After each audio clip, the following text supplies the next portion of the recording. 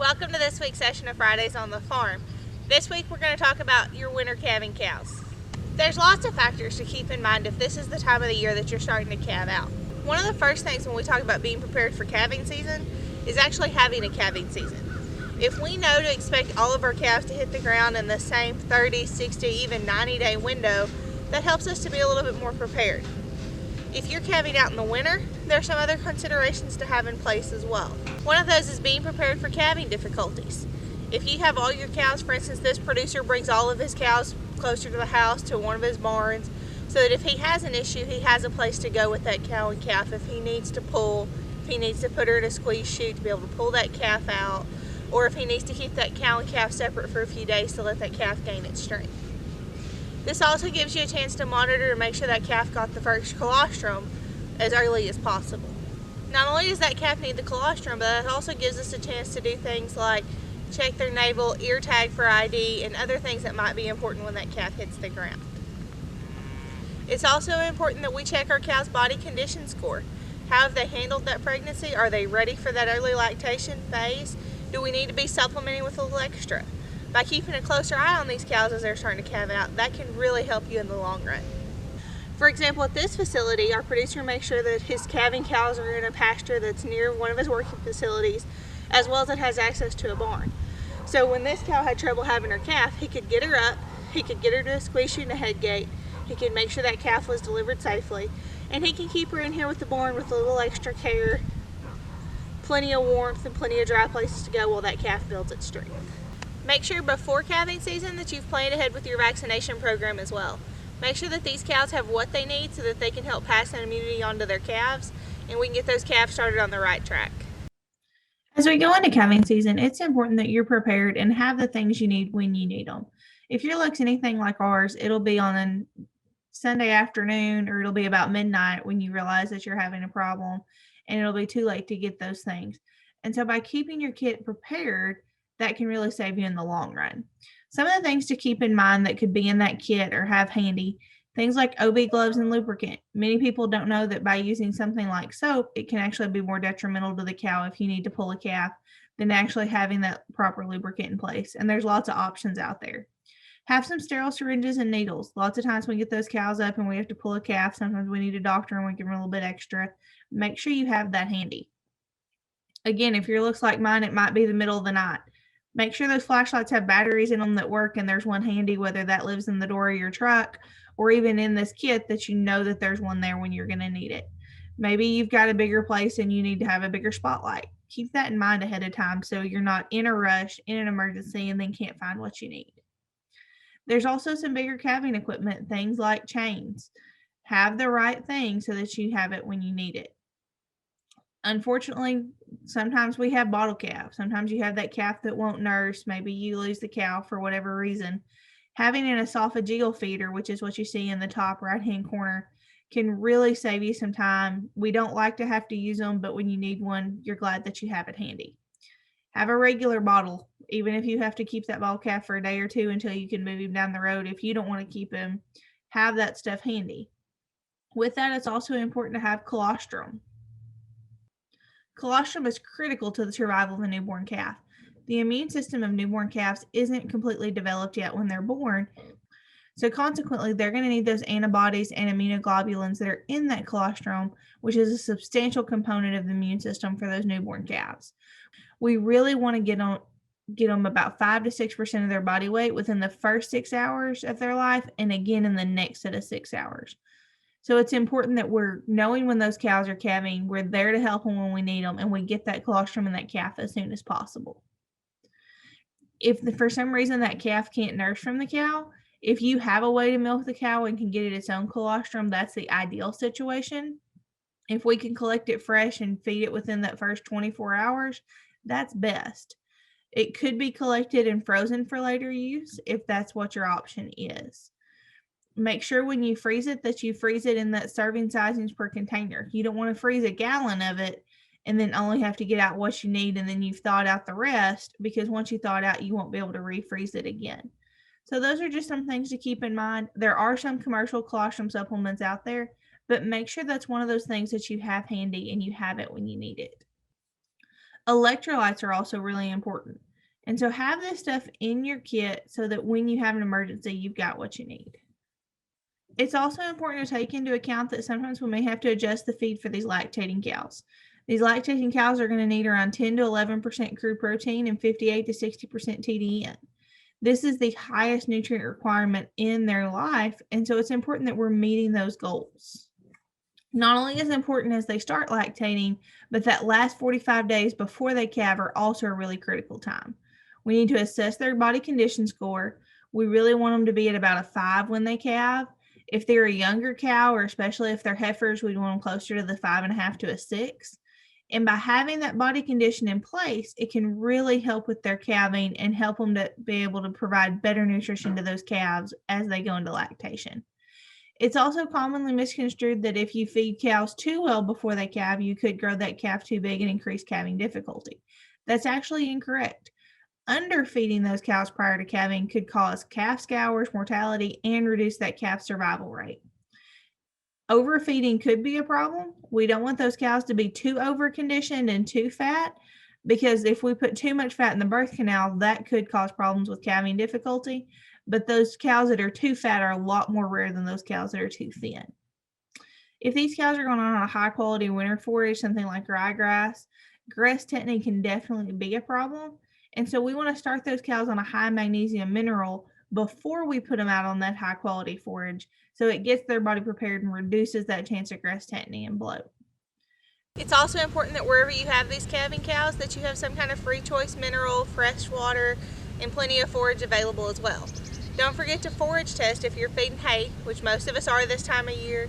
It's really important that these early lactation cows are reaching their nutrient goals so that they can help raise the most profitable calves we can. When a cow goes into labor, the process can be divided into 3 central stages that we're looking at here. Typically, a normal delivery should be completed with 1 to 3 hours after that water bag first appears. One of the things you can do to help monitor those cows so that you can keep better track and have an idea of which stage they're in is a couple weeks before calving season should start, move those cows and heifers to a smaller pasture that you can check on more frequently. Once they start labor, we don't want to have to move them if we don't have to. Trying to move them once that process has started can really slow labor down and make things more of a problem. We want to keep an eye on those stages as they go through, and if we can leave her alone and let her have that calf on her own, that is the best option we can. That first stage is when she starts to have contractions. There'll be a little bit of dilation. You'll notice she kind of moves away from the herd, and you see that water bag start to expel. And once that's gone, that's when we go into stage 2. If a cow is in stage 2, which is when she's having those contractions, the fetus is moved in to the birth canal, they don't have that water bag anymore, and you haven't seen any progress within an hour, that's when we start to think that we may need to help. In an ideal situation, she passes that calf under 2 hours, and then stage 3 is when she passes that after birth and cleans herself back out. If we're in stage 2 and we haven't seen anything happen, and it's been over an hour, she looks like she's in distress, that's when we need to start thinking about, do we need to help her with this calf? Before you reach in to palpate this cow in stage 2 to see how bad the situation is, disinfection is always really important. Have some OB sleeves handy, so that'll make life a little bit easier for everybody and be easier on your cow. When you go to palpate that cow, the first thing you're checking is that calf in the right position, which is shown here in the picture. You want that calf positioned correctly in the birth canal, and then that cow may just need a little bit of assistance. If you have chains, which we highly recommend having in that kit beforehand so that you have it when you need it, you're going to apply those to the front legs. It's important when you put those on that they go above the ankle joint into the cannon bone. We want to pull those chains from the bottom side of the legs. That way we lower the risk of a leg fracture. If you have some OB handles, those can also be applied if you need a little bit extra traction. And so once you start pulling on those chains, we want to be able to see the calf's head and the shoulders. Once you see the head and the shoulders, then you pull downward at a 45-degree angle that's parallel with their cow's back legs.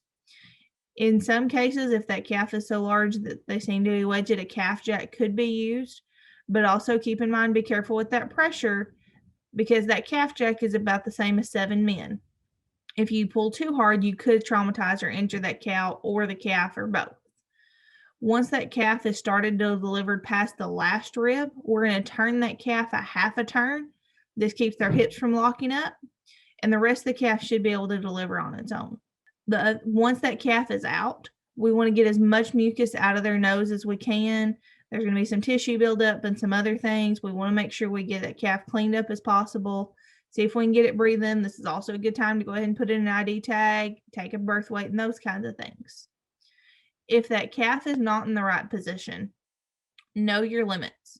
If you're familiar with pulling calves and you think you can turn them around, be careful, but don't be afraid to call in for help when you need it. Here in Hot Spring County, we're really lucky in that we have several large animal veterinarians who are willing to make farm calls. Don't be afraid to call your vet out and have them help you pull that calf, so that way ensures your calf safety and your cow safety, and have the best chance of delivering a live calf as we can. Once those calves hit the ground, hopefully without having to go through all that of pulling them, we want to make sure we know who they are and where they belong. This is a good time to castrate your bull calves. We want to do it at birth or even when you do your 3-month processing. But the earlier we can castrate those calves, the less stressful it is on them and the better it'll be for you in the long run. Ear tags are a great way to identify your calf. If we can tag them as soon as they hit the ground, we can also keep better records so that we know who he belongs to.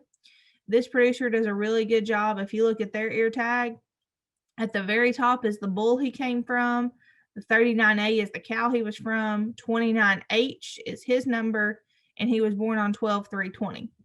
When this producer's out in the field and he's looking at calves, he can tell you exactly who that calf is, who he belongs to, and how old he is. That's a great example. In your calving records, go ahead and make a note of what that BCS score was of your cow when she delivered. Did she go through pregnancy pretty healthy? What's that calving difficulty score? If you're doing registered animals, that's really important if you're reporting back for EPDs. In your records, make a note, is that a bull calf or a heifer calf? And what was that calf's birth weight? There's lots of records you can keep on your farm. You know what works for you. But have an idea of who those calves are, where they belong, so that when you go to work them, it makes life a whole lot easier in the long run. It helps you track your cow performance as well. As calving comes to an end, we also start thinking about breeding season again. Some folks right now, if you're a fall calver, you're in breeding season right now. We want to make sure we vaccinate our replacement heifers and our cows before breeding season. Our replacement heifers, we're going to do a little bit earlier in that 30 to 60 day mark before we want to breed them. There's lots of vaccinations out there that are recommended for open cattle. So after they calve, before we rebreed them is the most excellent time we can go ahead and get those vaccinations in. And also keep in mind, if you're going to be breeding heifers, think about calving season when you do that. A lot of folks will breed their heifers around 30 to 60 days before they breed the rest of the cow herd so that they can get through heifer calving. Those heifers may need a little extra help. When we're calving those heifers out, we may put them in their own place and be checking them a little bit more frequently than we have to our more seasoned cows. Keep that in mind when you're breeding them as well. If you're in the middle of your spring breeding season right now, keep an eye on your bulls. Make sure they're still interested, make sure they're doing their jobs, and it's not time to rotate them out. If you plan on a fall breeding season so that you have spring calves, now's a good time to start picking out bulls. Look for the right fit for your herd. Do the bulls that you have now, are you going to be able to keep them, or are you going to be looking at replacing them? Think about those things. Monitor the body condition score of your cattle as well to make sure they're going to be in the best shape to rebreed, and we're doing what we need to get them there. At the end of the day, you know your operation. You know what kind of things you struggle with. Plan ahead so that calving season won't be nearly as hard this year. Take the time to make sure you have the equipment you need. If you need to pull a calf, are you prepared for that? If you have a cow get down, do you have a way to help her? Do you have the medications you need to have on hand? Those are all things to keep in mind before you get into the calving season. If you are in the calving season already, make sure you're monitoring that closely so that you're prepared to give these calves the best shot, not only for themselves, but also for your checkbook at the end of the day. We have a great fact sheet that addresses calving difficulty and talks more about pulling calves and things to consider when you're there. You can check that on our website. There's also a link you can sign up for a monthly beef newsletter. This comes through our U of A Animal Science Department. And each month it includes calving tips for whether you're a fall calver or a spring calving herd to help you make those decisions and keep in mind when it's time to do what. And as always, if you've got questions, don't hesitate to call the office. I like any excuse to get out from behind the desk and we can go right around and look at baby calves and see what you're into. Thank you for joining us for this week's Sessions of Fridays on the Farm. See you next Friday.